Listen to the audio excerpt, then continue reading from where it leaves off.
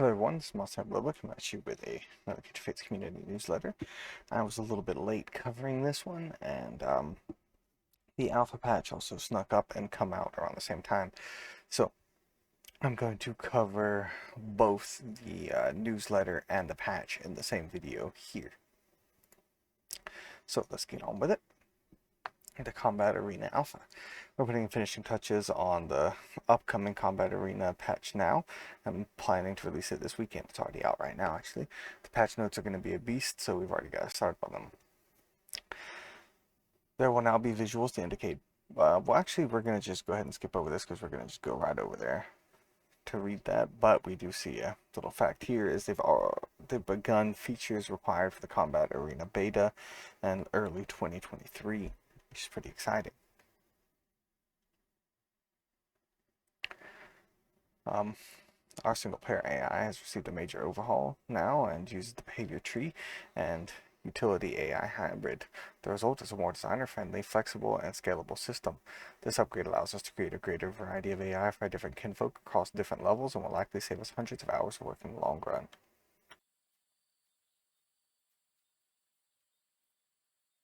We've recently found an optimization that could drastically increase the responsiveness of the single-player game, eliminate several important issues at the same time.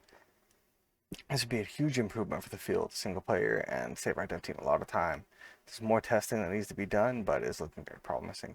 All kinfolk now have swimming animations that activate when they enter deep water. If a non-aquatic kinfolk run out of stamina while swimming along the water surface, they will start to play their struggling animations. Here you go.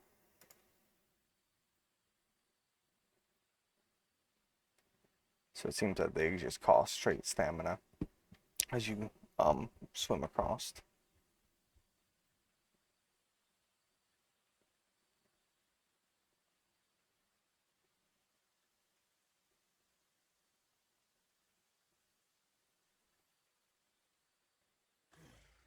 Rip Slifer.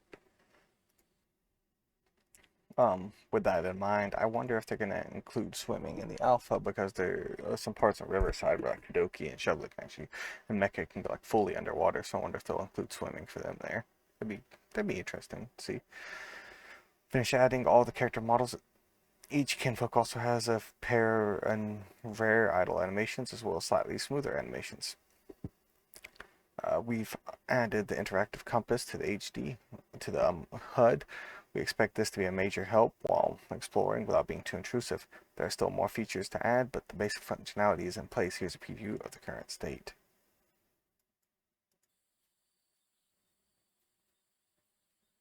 See up here is the little compass bar.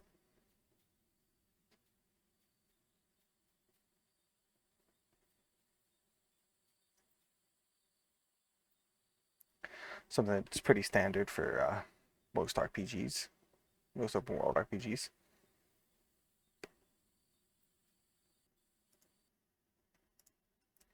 The visual for interaction pop-up, talks, rest, etc. now appear in front of the ground and other models instead of hiding behind them until you stand just the right angle. And we've added 3 active abilities specific to single player. These happen to be particularly complex abilities and take longer than average to create. That being said, the result is well worth the effort. Thanks for stopping by. We'll see you next time on May 20th. And here we move on to the actual Combat Alpha patch notes. If you're only interested in the single player stuff, you can click off now, but this is just going to be delving into the Combat Arena part. Hope you like new stuff. With this patch, we're introducing the first new area of the Combat Arena Alpha, as well as several new abilities and features. Also included the standard slew of visual improvements, AI improvements, bug fixes, and balance changes you've come to expect. Check out the new Stomping Ground, sprint until your stamina gives out, and proc your passive, because yeah, everyone has one of the everyone has a passive now.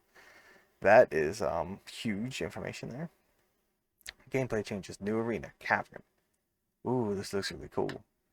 A musky cavern at the foot of the Abernax, just south of Port Darling. Once a popular spawning ground for local kinfolk, since fallen out of favor and into disrepair. With more room to fight and a greater emphasis on verticality than any existing arena, Cavern introduces several new variables to consider in combat. Its rocky floor provides moderate cover, overlooked by 3 central raised platforms, 2 adjoining catwalks, and 2 towers of scaffolding. That sounds awesome. General improvements. Added sprinting. Hold the shift key and begin sprinting, but keep your eye on your stamina. Sprinting drains your stamina, and if you run out, you'll automatically stop sprinting. Tapping the shift key will allow you to dash. And add an offset to the camera so the character doesn't get in the way of aiming reticule anymore.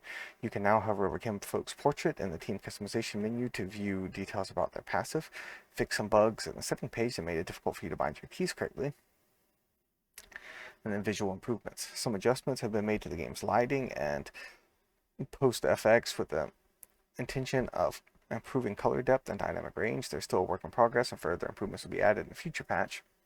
As a result, some arenas will be slightly darker than usual for a short time. Improved how kinfolk with 2D faces change expressions so that transitions between expressions are smoother. Health bars now maintain a constant scale and they're no longer obscured by objects in the scene. Damage numbers also maintain a constant scale. Added a spawning animation and VFX for Rockwall ability. That's pretty cool. Destruction/time animations we added in future patch. Characters no longer run in place when reboot or stunned. Updated the appearance of minion health bars and reduced excessive leaning some characters experienced while attacking or moving. Performance improvements made several optimizations, and the colliders for corner attacks like starter and roll have been simplified. In our testing, this helped reduce the impact that using these had on the performance without affecting accuracy. Balance changes. Stat buffs and debuffs now expire after 30 seconds, and stamina now only regenerates from the ground. So it looks like we're going to have a few different changes. Fling. Using Fling in midair will give you a slight boost of vertical momentum. That's pretty cool. And Cypher, this allows Cypher to throw 3 items without touching the ground. How? Kinfolk affected by fear now cancel any attack they were aiming when they become feared. That's good. Rage. Immune to crowd control effects. That's pretty good as well.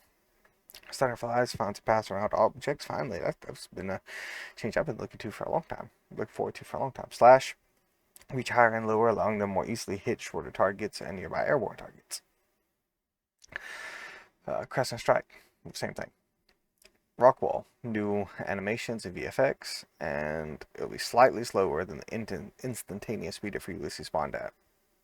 Rockslide, adjusted the height and timing at which rocks fall in order to be more compatible with the cavern area. The fall height now adjusts dynamically based on the ceiling height.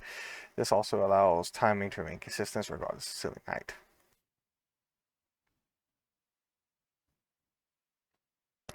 Alright, so Skull King got a passive. Receive the Intimidation passive. When the X's their shielding, they exit their shielding animation more quickly, but what's the passive do?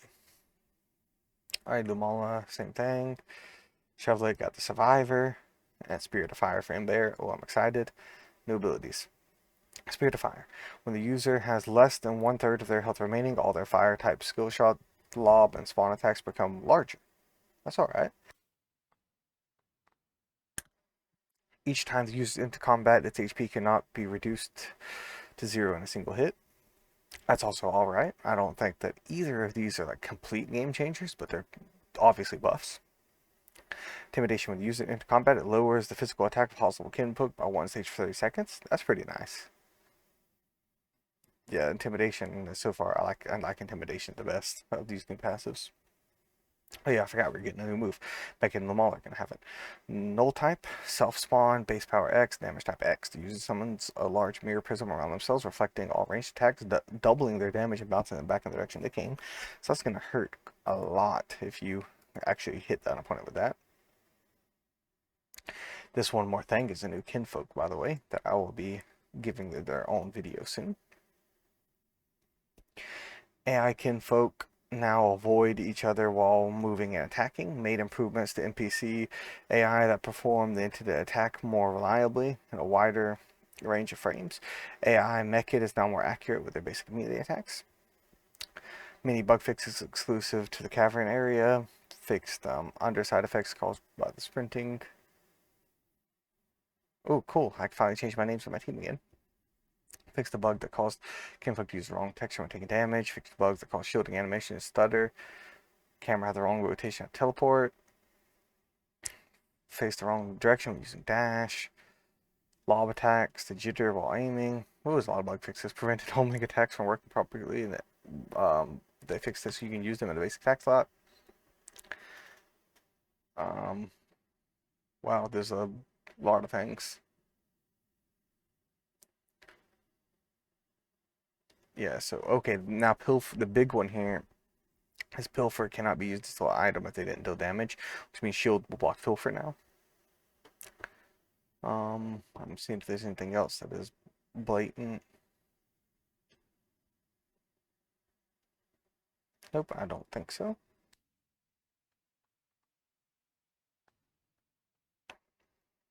And then here are just some known issues. Um, it's currently difficult to reach places in the Cavern Arena. Certain areas of the Cavern Arena are currently accessible that are not intended to be.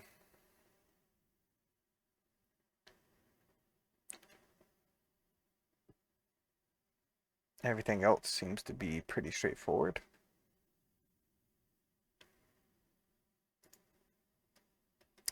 But yeah, we have a great little bit here this to unpack. Hope you guys enjoyed. Once again, sorry for being a little late on this stuff, but hope you all enjoyed nonetheless. And I'll see you all next time. This is Monstertaming signing off. Hope you have a wonderful day. Goodbye. God bless, and see you next time. Bye bye.